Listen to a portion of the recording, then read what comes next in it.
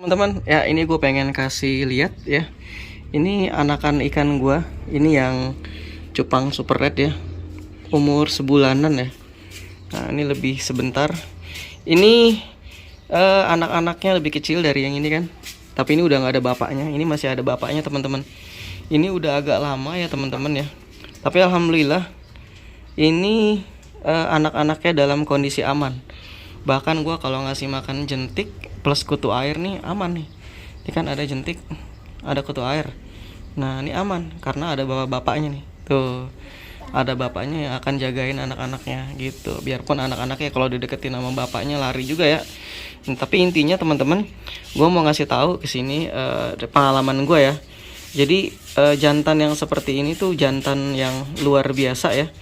Jadi beberapa kali pengalaman gue, ini mungkin teman-teman bisa share juga yang punya pengalaman lain ya. Biasanya sifat-sifat kayak gini itu diturunkan gitu. Ya sama sih seperti hewan-hewan lain juga. Jadi beberapa karakter itu biasanya akan diturunkan gitu, akan diturunkan ke keturunannya gitu. Nah biasanya kalau jantannya itu suka makan, biasanya nih, ini pengalaman gue ya. Gue dulu pernah punya cupang apa tuh dulu, Avatar ya. Gue pernah punya Avatar yang total biru ya. Orang bilang Avatar Gordon ya. Pokoknya kelompok Black Series lah pokoknya. Gue pernah punya. Itu bagus ya. Betina jantannya. Itu pas gue kawinin itu ada aja masalahnya. Gue gak pernah berhasil ngawinin dia. Berhasil ngawinin tapi ujung-ujungnya apa? Ya gue pakai cara ini. Pakai cara apa namanya, adopsi ya. Jadi gue pakai cara jantan lain, jantan gue yang lain yang baik hati ya, yang nggak makan anak. Jadi gue pakai dia buat jagain telur-telurnya gitu. Jadi gue ngawininnya bersamaan, terus telurnya gue pindahin ke jantan lain yang memang gue tahu jantannya itu nggak makan telur atau nggak makan anak. Ini kejadiannya emang gitu teman-teman. Gue udah pindah-pindah di berbagai tempat semuanya. Pokoknya emang ini jantan error ini gitu. Jantan yang gue punya dulu itu error. Jadi akhirnya udahlah, gue nggak pernah ngawinin dia, langsung gue kasih telurnya. Jadi selalu gue adopsi.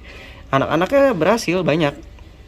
Cuma ternyata pas kejadian anak-anaknya gue kawinin juga, ternyata temen-temen rata-rata anak-anaknya itu juga kanibal semua. Anak-anaknya itu ternyata memakan anaknya juga. Nah dan itu memang akhirnya generasi ikan gue yang itu udah habis semua. Gue udah jual-jualin semua. Jadi ya kesimpulan gue sementara, sifat kanibal, beberapa sifat karakter dari induk itu bisa diturunkan. Ya mungkin kalau tebakan gue sih dari cara dia berantem, dari gaya dia bertarung, gaya dia flaring, itu juga diturunkan gitu. Itu yang setahu gue ya. Mungkin kalau teman-teman punya pengalaman lain boleh cerita, kita sharing aja di sini ya. Jadi sepengalaman gue itu teman-teman. Jadi kalau teman-teman menemukan jantan seperti ini ya, dan dia jago banget jaga anaknya, udah gitu anaknya banyak, wah ini dipertahankan ini. Kalau bisa dikasih air khusus ya. Kalau yang lain tuh mungkin pakai air biasa, dia kasih air aqua atau apalah pokoknya yang spesial. Karena jantan seperti ini tuh luar biasa ya kan. Jantan seperti ini luar biasa, dipertahankan banget. Ini sayang banget sama anak dan jago banget sama anak. Dan biasanya yang kayak gini nanti akan diturunkan ke anak-anaknya nih. Anak-anaknya pinter semua nih gitu. Ya itu ya teman-teman, mungkin salah satu pengalaman gua. Tapi teman-teman, ada juga faktor lain. Bisa jadi karena stres ya kan. Bisa jadi karena stres juga gitu. Stres ya mungkin. Tapi itu setahu gue sih enggak juga sih. Enggak terlalu banyak yang kayak gitu ya. Kalau stres tuh kalau ekstrim banget menurut pengalaman gue ya.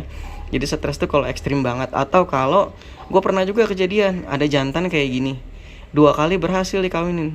Tapi mungkin karena berturut-turut kali ya, yang ketiga itu habis dimakanin semua.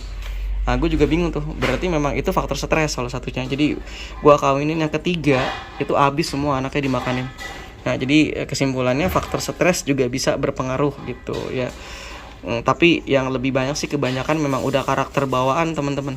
Dan yang berikutnya adalah teman-teman, kenapa kanibal atau mungkin kenapa kau kawin gak pernah jadi anak. Kemungkinan itu jantan yang kita pakai adalah jantan hasil penggunaan hormon. Nah itu yang repot tuh, kita nggak tahu ya kan, kita nggak tahu. Bahkan mungkin si penjualnya pun nggak tahu gitu, nggak ngerti juga mungkin ya.